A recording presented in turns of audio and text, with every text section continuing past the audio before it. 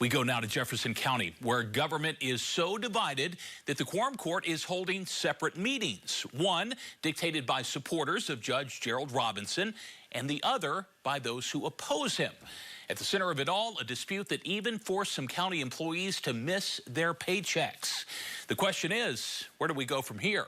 Here's Channel 7's Andrew Mobley.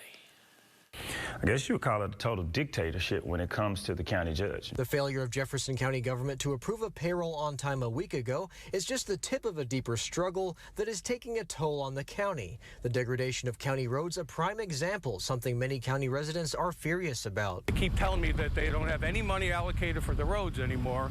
And here it is, I've been calling since February, and she told me that the money is allocated in January and they're already out of money, so I wanted to know why they're out of money and why we can't get our roads fixed.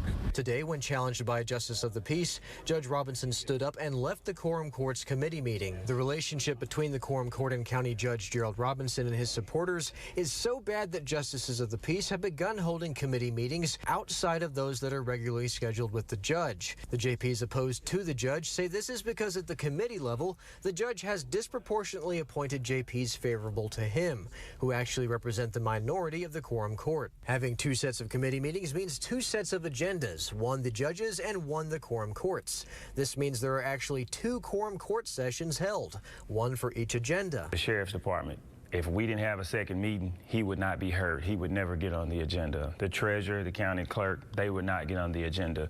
The only things that are on the county judge's agenda, which is the agenda for the Quorum Court, is the items that he wants. So as a legislator, if I told him, hey, I need this piece of legislation put on there, he would just ignore it. Some say that the second set of meetings in Quorum Court sessions held by justices of the peace is actually illegal, and thus their agenda items and actions shouldn't carry the weight of law. They attempt to host a second Quorum Court meeting.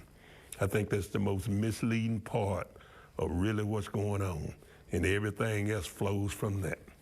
Because what that meeting dictates is nothing. For now, the question on the minds of Jefferson County employees, will they receive a paycheck on their May 15th payday, unlike the last two pay periods? In thinking in the mind of a madman, I have no clue. You're dealing with someone that's a narcissist, so what he decides to do, I don't know. I think he's already committed political suicide. He's trying to find a way to spin this, to push it back on the county clerk or anyone else that he can. But for him to hold up payroll again. Until then, everyone seems to agree that the Quorum Court sessions next Monday will be tense, with many justices of the peace planning on refusing to vote on any items until the judge provides answers to their questions. On your side, I'm Andrew Mobley. And we will be there. Make sure to check out all of our coverage of the chaotic state of Jefferson County government on KATV.com.